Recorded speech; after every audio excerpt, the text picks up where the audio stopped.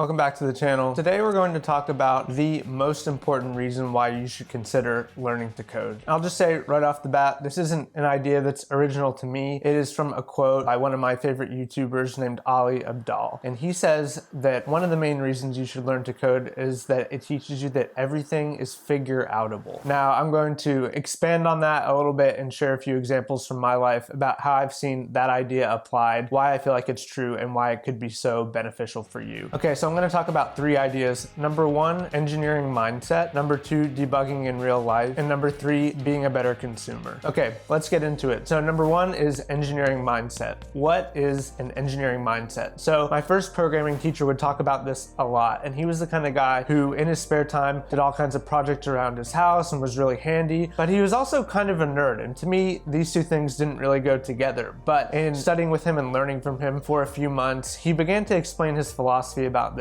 And his idea was basically that when you learn how to code, it teaches you that everything is a system. And when you learn that everything is a system, you realize that you can take things apart, put them back together, figure out how they work, and then fix them because of that. And so because this guy was an engineer, he basically developed kind of a fearless attitude about fixing things around his house or building new projects, and ended up just acquiring the skills he needed over time because he knew he would be able to do it because of his work as a software engineer. A lot of software engineering is Googling stuff and teaching yourself stuff, and he applied this to a lot of other areas in his life. So that's really the first reason, is that when you learn to code, you become fearless and confident about teaching yourself things, and you're able to apply self-teaching to other areas of life. Okay, reason number 2, which is kind of adjacent to the first point, debugging in real life. So learning to code teaches you how to debug in real life. Real quick, what is debugging? So debugging is when you write code and you have an error or a bug or other kind of problem, you have to kind of retrace your steps and figure out where it's going wrong. And so this is really helpful in regular life because a lot of times in real life things break and your choices are fix them yourself or call somebody. And I know most people are pro calling somebody. I'm actually very pro outsourcing to experts, but I think there's something to be said for being able to fix things yourself. So one quick example, not too long after I started to learn how to code, the toilet broke in the apartment I was renting. And normally I would have just called the property manager and said, hey, the toilet's broken, I don't know why. But because I had been debugging so much when I was learning to code, I thought, well, let me just see if I can figure out why this is breaking. I took the cover off of the toilet tank and saw that the chain had become disconnected from the flapper. And I didn't end up fixing it myself. I didn't have the tools, but that was an important first step in figuring out, hey, there's a reason why this thing is breaking. And if you can figure out what that reason is, you can probably fix it. Another example from my life, this past weekend, I ended up fixing a problem that I had been dealing with for over a year in my house and just putting off. And that was that our laundry doors wouldn't close because the track was too close to the washer and dryer that we'd bought. The washer and dryer were a little bit too big. And so what I ended up doing was unscrewing the track, moving it back, and then moving the tracks that the doors sit in. And so this isn't rocket science, but I think in my former life before I learned how to code, a lot of these things just seemed intimidating. And if I came up against something that I didn't know how to do, then I would just say, hey, I don't know how to do that, and kind of give up. But learning how to teach yourself, learning how to debug transfers to other areas of your life. And that's really the point, is it gives you this kind of pervasive confidence for figuring out problems that you encounter every day. And thirdly, learning how to code helps you become a better consumer. So this is kind of an expansion on the last point with fixing stuff. This idea comes from a great book called Shop Class as Soulcraft that I'm reading right now. And this guy who wrote the book, Matthew Crawford, has this great quote and basically says that when you are spirited, which is what he defines as someone who is kind of taking this view of being able to fix things and engage with their stuff. He says being spirited is being defined by taking an expansive view of the boundary of your own stuff. And so that kind of goes along with debugging in real life, fixing things. What that means is when something breaks, you don't just say, hey, I don't know how to fix this. You get in the guts of it and you figure it out. And this helps you to become a better consumer because so often when things break, we simply throw them away and get a new one. But if you know how to fix things, it helps you to engage on a deeper level with your things and kind of have a synergy or just more of a connection with them. And it also helps you to become a better consumer because you don't have to buy as much stuff. When something breaks, you can fix it. It helps our planet. It helps you not produce as much waste. And so when you take this expansive view of the boundary of your stuff, it in general just helps you to become a better citizen and a better consumer. And so this is maybe a stretch, you might say, but when you learn how to code, I think it gives you the foundation of becoming spirited. interested in becoming this person who can engage on a deeper level with their own things. So those are the 3 ways I chose to expand on this idea that everything is figure outable. Let me know, do you agree? Has this been your experience? If you're still watching at this point, I make videos about code, personal finance, and self-improvement, and you'd probably like the rest of my channel, so consider subscribing. Thanks so much for watching, and I'll see you in the next one.